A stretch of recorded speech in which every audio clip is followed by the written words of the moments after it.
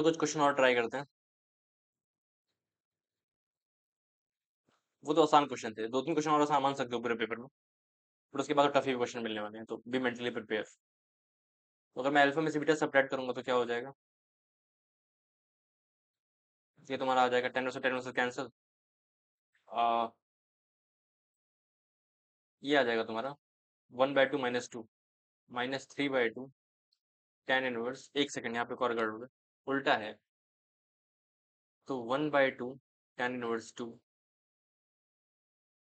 -2 tan inverse 1/2 plus 1/3 tan inverse 3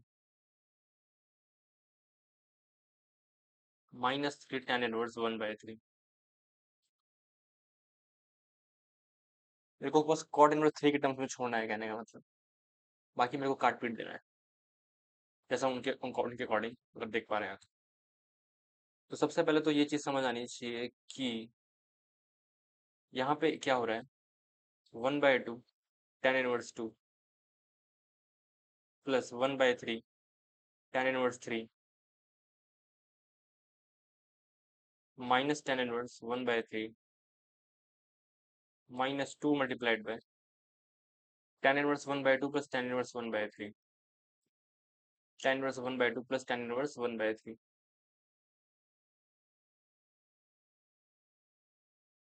तो हो जाएगा tan इनवर्स 5/6। ये हो गया tan इनवर्स 1, दिख गया होगा, -2 टाइम्स। ये हो गया 1/2 tan inverse 2 plus 1/3 tan inverse 3। एक सेकेंड, ये मैंने क्या किया है, 1/3 tan इनवर्स 3, ठीक है, -1/3 tan इनवर्स 3। इसको ऐसे कर लेता हूँ, थोड़ा सा अरेंज कर लेता हूँ तमीज से। Plus sorry, minus tan inverse 1/3 -2 into π/4। इतना समझ आ रहा है? बढ़िया। अब एक बार ध्यान से देखो, अगर इसको थोड़ा सा और चेंज कर सकते हो, मैनिपुलेट कर सकते हो, ठीक है। इसको तुम लिख दो 1/3 tan inverse 3 2 plus 1/3 tan inverse 2 tan inverse 2, ठीक है, सॉरी 3। यहाँ का जो 1/6 बचा है इसको उधर लिख, 1/6 tan इनवर्स 2।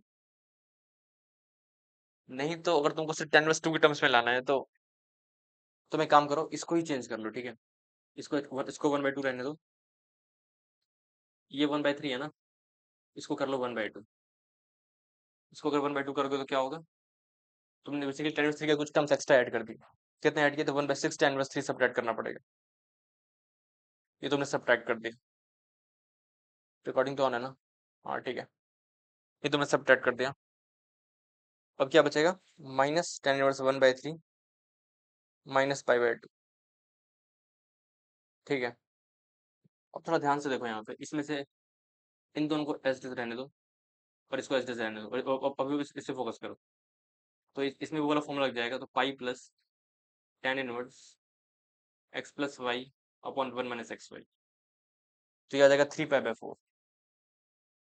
तो ये हो जाएगा 1/2 इंटू 3π/4 -π/8 2, ठीक है, -1/6 tan inverse 3 plus tan inverse 1/3।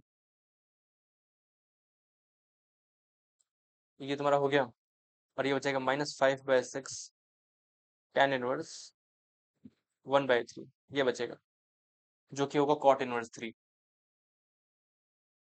ठीक है।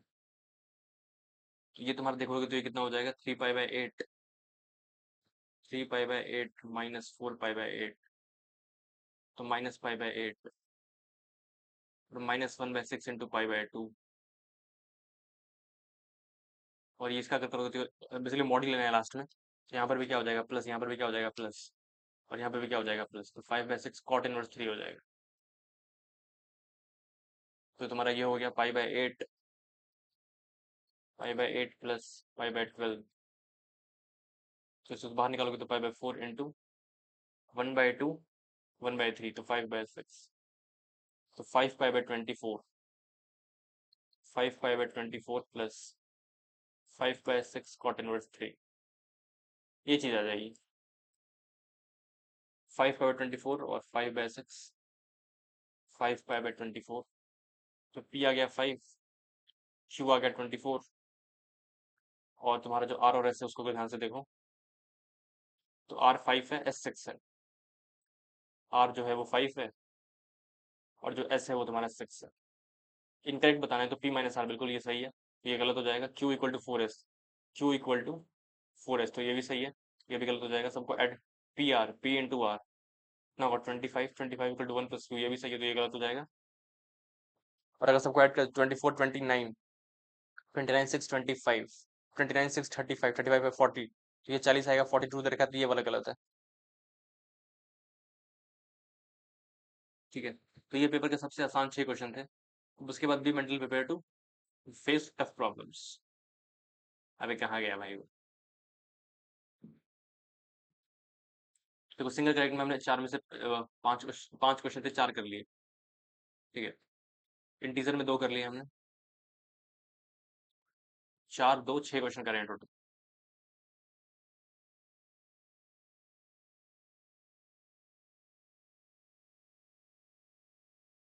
ये वाला क्वेश्चन समझने की कोशिश करते हैं, क्या बोल रहे हैं। ये कर्वेचर है y इक्वल टू 6 प्लस x into box 1/x, Y square minus 8x plus 18 equal to 0। ठीक है, और ये एक लाइन दे रखी है, हमको इसका एरिया क्वांटिटी कैलकुलेट करना है। अच्छा, ठीक है, एक पहले एक इसको सॉल्व करना ट्राई करते हैं। 2xy dx plus X square Y dx plus y³ by 3 dx equal to X square dy plus Y square dx। ठीक है, तो अगर यहाँ पे थोड़ा ध्यान से देखें तो कुछ कुछ चीजें समझ सकते हैं क्या, कि अगर मैंने y³ बाय 3 को a लिया, u लिया मान लिया, और एक्स स्क्वायर को मैंने ले लिया u, तो 2x dx क्या हो जाएगा, du, और वाई स्क्वायर dy क्या हो जाएगा, du। सर यहाँ पे v लेना था ना, v, तो 2xy।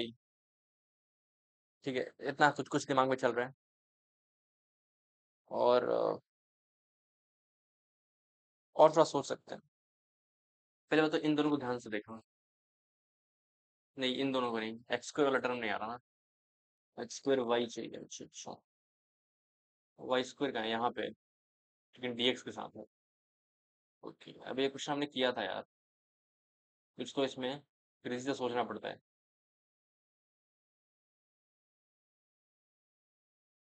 हम्म, एक मिनट रुक जाओ, होल्ड कर। तो ठीक है, आगे रिज्यूम करते हैं, उसको थोड़ी देर में देखते हैं, अभी आगे बढ़ते हैं। चलो ये वाला देखते हैं एक बार।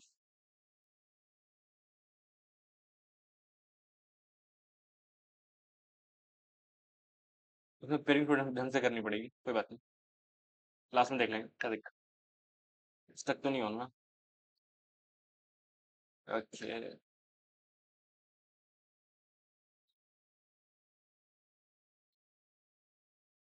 और इसमें एक क्वेश्चन वो है, ये वाला मैंने देखा अभी, ये 2010 के एडवांस पेपर आया था, अगर तुम रिकॉल कर रहे हो, शायद 2010 की, ये मुझे एग्जैक्ट याद नहीं, बट इस तरीके का, जिसमें कि वो इंटीग्रेशन की डेफिनेशन यूज करना चाहते थे।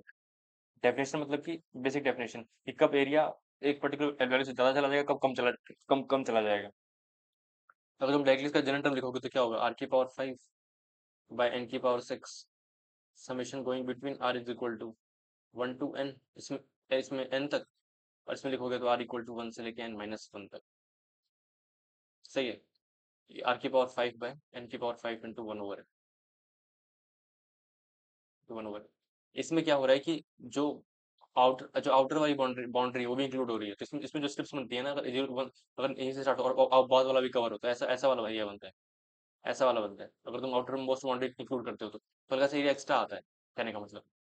तो ये अगर करोगे इंटीग्रेशन में कन्वर्ट तो क्या हो जाएगा, आर बाय यहाँ पे पावर 5 कर दिया, यहाँ पे 1 बाय कर दिया, तो ये हो जाएगा सिंपली 0 to 1 एक्स की पावर 5 dx। लेकिन यहाँ पे एक और कैच क्या है कि वो बाहर वाले रेक्टेंगल काउंट होंगे, तो वो 1/6 से ज्यादा आएगा और ये 1/6 से कम आएगा। और दोनों का अगर सम करोगे तो एक यहाँ पे इक्वल टू भी आएगा, कहने का मतलब। तो ये पॉसिबिलिटी है ग्रेटर देन, और यहाँ पे एक और चीज होनी चाहिए। तो ये थोड़ा सा कैच ऑप्शन है कि यहाँ पे होगा कि नहीं होगा, क्योंकि ये एक 1/6 हल्का सा ज्यादा है, एक हल्का सा कम, कहने का मतलब।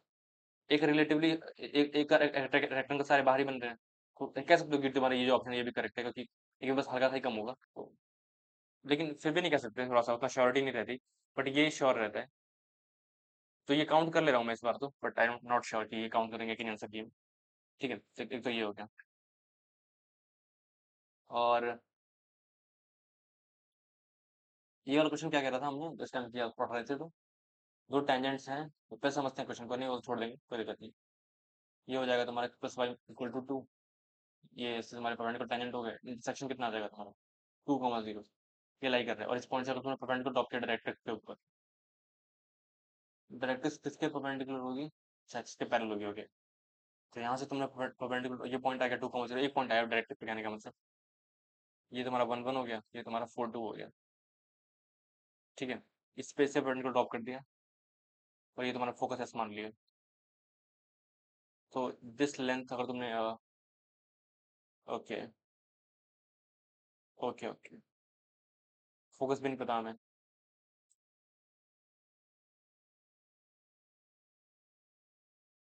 ये फोकल कॉर्ड से, कहने का मतलब दोनों पे टेंजेंट रख रहेगा, तो ये फोकल कॉर्ड है। तो अगर ये फोकल कॉर्ड है तो यानी यूज कर सकते हैं हम कुछ इन्फॉर्मेशन इसका।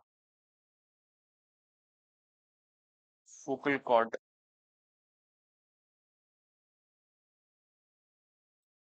ये डायरेक्ट्रिक्स होगी, ये मेरे को पता चल चुका है। डायरेक्ट्रिक्स से एक पॉइंट पता चलेगा कि 2,0 होगा, तो देखो सेटिस्फाई तो कर ही रहा है, बट ऐसा थोड़ी कह सकते कि यही होगा। तो मेरे को फोकस कैलकुलेट करना पड़ेगा, कहने का मतलब। ये पॉइंट है तुम्हारा 2,0, ये मेरे को पता है। जो इंटरसेक्शन वाला पॉइंट है वो तुम्हारा 2,0 होगा। ये टेंजेंट है, ये टेंजेंट है, कहने का मतलब। इसका स्लोप मेरे को पता चल गया, और अगर मैंने इसको a, b मान लिया, तो ये टेंजेंट है, और इसको ऐसे करेक्ट किया, तो ये जरूर थोड़ी परपेंडिकुलर होगा, नहीं सर्कल थोड़ी है। ओके, अगर किसी पॉइंट नॉर्मल होगा तो उसको जरूर थोड़ी के पास करता हूँ, नहीं कैसे कैसे लॉजिक बनाता रहता हूँ मैं। अब मुझे फोकस पे कैलकुलेशन फोकस करना चाहिए, अगर फोकस आ गया तो मेरा सारा काम हो जाएगा, ठीक है। व्हाट आई शुड डू, अगर मैंने इस वाले पॉइंट से परपेंडिकुलर ड्रॉप करा, perpendicular drop from any focus line on tangent and vertex. अगर मैंने फोकस से टेंजेंट पे परपेंडिकुलर ड्रॉप करा, तो टेंजेंट वर्टेक्स पे लाई करेगा, ठीक है।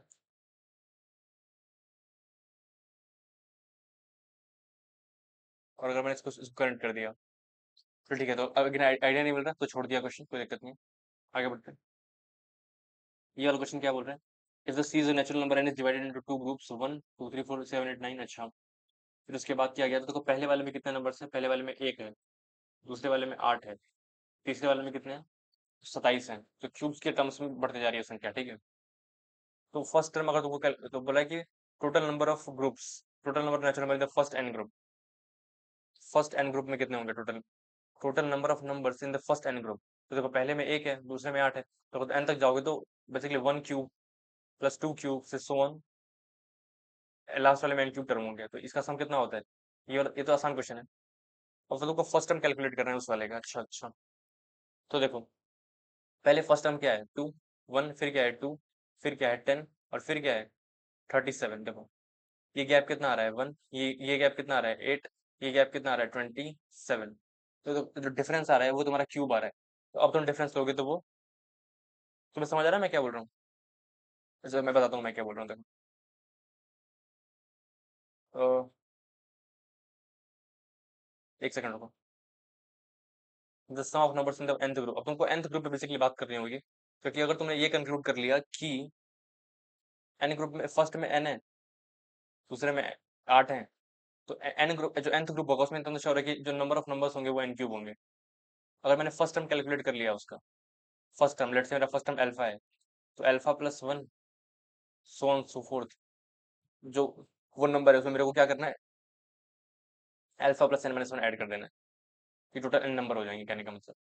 तो मुझे सारा फोकस किस पे ध्यान देना है कि उस कि वो जो सीक्वेंस बन रही है उस सीक्वेंस का nth टर्म क्या है, ठीक है। अगर मैंने वो निकाल पाया तो लास्ट टाइम में निकालना कोई बड़ी बात नहीं, कुछ भी निकालना बड़ी बात नहीं। सारा फोकस कहाँ चला गया मेरा, कि वो जो सीरीज बन रही है तुम्हारी 1 2 से लेके 8 तक, सॉरी 9 तक आई गेस, क्योंकि तब 8 टर्म होंगे ना, और प्लस 10 से लेकर के तुम्हारे हो जाएंगे 27 टर्म्स। ठीक है, तो देखो एक बार, मैंने टर्म सीखना स्टार्ट किया 1 2 10, ठीक है। फिर अगर मैं 28, तो वो गैप कितना है 1, गैप कितना है तुम्हारा 8, गैप कितना है 27, एक सेकंड 9 है यहाँ पे, एक मिनट, और 36 था वो,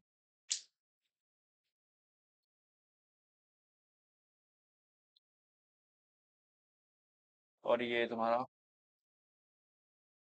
9 36, ठीक है। फर्स्ट टर्म क्या है 10 है, फिर क्या है तुम्हारा 37 है, ये क्या गया 27, डिफरेंस आ रहा है वही क्यूब में आ रहा है। तो इतना तो श्योर है कि जो बेसिकली जो पोलोमियल बनेगा वो तुम्हारा, एक और बार करोगे तो क्यूबिक बन जाएगा, सॉरी क्यूबिक है, एक बार डिफरेंस लिया तो क्यूबिक आया, दूसरी बार लोगे तो क्या डिफरेंस आ जाएगा, क्वाड्रेटिक आ जाएगा, तीसरी बार जब गैप लोगे तो क्या आ जाएगा, लीनियर आ जाएगा, और जब चौथी बार करोगे तो क्या आ जाएगा, बोलो बोलो, कांस्टेंट आ जाएगा। तो अगर ऐसा हो रहा है, ऐसा हो रहा है, इसका मतलब क्या है, इसका मतलब क्या है कि पक्का 5 डिग्री का पोलोमियल है। समझ रहे हो मेरी बात, 5 नहीं, एक मिनट रुको, 5 नहीं, एक सेकंड, एक बार डिफरेंस क्यूबिक है, एक बार क्यूबिक है मतलब 1 डिग्री ज्यादा, तो 4 डिग्री का पोलोमियल होने वाला है। और मुझे 4 टर्म पता है, तो मैं ऐसे मान सकता हूँ क्या, an⁴ plus bn³ plus cn² plus dn+e, ठीक है। ये चार मेरे पास 4 कोफिशिएंट्स आ गए, और मेरे पास 4 बाउंड्री कंडीशन है, ठीक है। 4 बाउंड्री कंडीशन है, ये रही वो 4 बाउंड्री कंडीशन, ठीक है। और नहीं तो मुझे ये पता है कि जो पहला टर्म है दोनों सीरीज का वो ये है, इस सीरीज का पहला टर्म को मैंने जो सीरीज बन रही है 1 to 10, इसको मैंने इसके मैंने जनरल टर्म को मैंने मान लिया कि वो टीएन है। तो मैं ऐसा कर सकता हूँ कि टीएन माइनस 1 इक्वल टू, मैं सिर्फ इन टर्म को करेक्ट कर रहा हूँ 1 to 10, ठीक है। इसको करेक्ट कर रहा हूँ, या तो मैं ये तरीका अपना लूँ कि मैं वैसे बना लूँ और फिर कर लूँ, या तो मैं इन सबके फर्स्ट टर्म को पकड़ लूँ। तो जो गैप आ रहा है वो कितना आ रहा है, n³ के इक्वल आ रहा है, ठीक है। तो ये T1 है, तो T1 निकालना पड़ेगा, T2 के लिए क्या करना पड़ेगा, T2 के लिए तुमको 1³ प्लस T1 ऐड करना पड़ेगा, ठीक है। तो अब तुम क्या करो, यहाँ से जो T1 की वैल्यू है वो तुम्हारी 1 है, इसको तुम फर्दर जनरलाइज कर दो, ये क्या हो जाएगा Tn T2 minus T1 T3 minus T2 so on so fourth Tn minus 1। इसको अगर सबको ऐड कर दिया तो क्या हो जाएगा, 1³ से लेकर के n³ सम आ जाएगा। तो तुम्हारा T2 कैंसिल हो गया, क्या बचेगा Tn minus T1 equal to n × n+1/2 का होल स्क्वायर, ये आ जाएगा। तो Tn आ जाएगा n n+1/2 का होल स्क्वायर प्लस 1, तीन आ गया n² n+1 का स्क्वायर बाय 4 + 1, ये आ जाएगा n² n+1 का स्क्वायर। एक मिनट रुक जाओ, nn-1 आ रहा है, अच्छा अच्छा। अगर मैंने t को 2 पुट किया,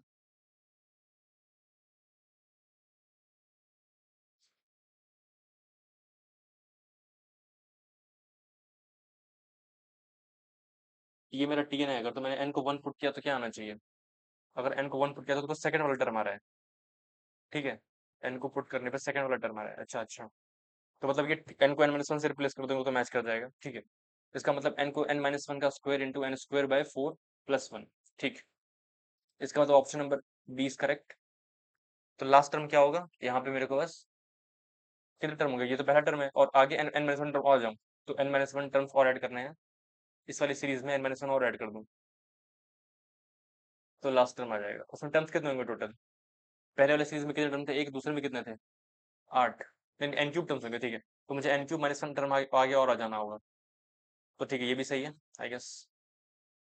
ठीक है, अब अगर इसमें करूँ, अब मुझे इसका ये सम आ गया, राइट, ये सम आ गया, ये तो जनरल टर्म है, और फिर वन क्यूब से लेके टोटल एन क्यूब टर्म मेरे को काउंट करने हैं। पहले तो ये चीज़ तो कॉमन आ गई, क्या, N square minus minus one का स्क्वायर बाय 4। उसके बाद मेरे को क्या करना है, प्लस वन वन से लेकर के एन क्यूब तक ऐड करना है, तो ये टोटल एन क्यूब टर्म हो जाएंगे। तो ये कितना हो जाएगा, एन स्क्वायर, यहाँ से आ गया, यहाँ से आ जाएगा n square n minus one का square by 4 divided by plus n n plus one by 2 का होल स्क्वायर। ठीक है, तो एन स्क्वायर हम बाहर निकाल सकते हैं, क्या बचेगा, N square by 4 into N square minus 2n plus one plus N square plus 2n plus one, 2n cancel, N square plus one, N square plus one, N square by 4, N square plus one by 4, तो cancel हो जाएगा, in fact यहाँ पे दो बचेगा, N square plus one by 2। अच्छा ठीक है, ये नहीं आ रहा, तो भाड़ में जाए, ए बी सी करेक्ट है, ठीक है। तो इसका ये है, ये ले लेता हूँ, ये भी ले लेता हूँ। अबे यार, ये वाला किया है ना मैंने। देखो ये 3 क्वेश्चन और थे जो तुम कर सकते थे, तो 9 क्वेश्चन करने के बाद पेपर चला जाता है डिफिकल्ट जोन में, ठीक है। तो ये हमने 2 क्वेश्चन कर लिए, ये हमने 4 क्वेश्चन कर लिए, 2 4 6, और 6 2 8।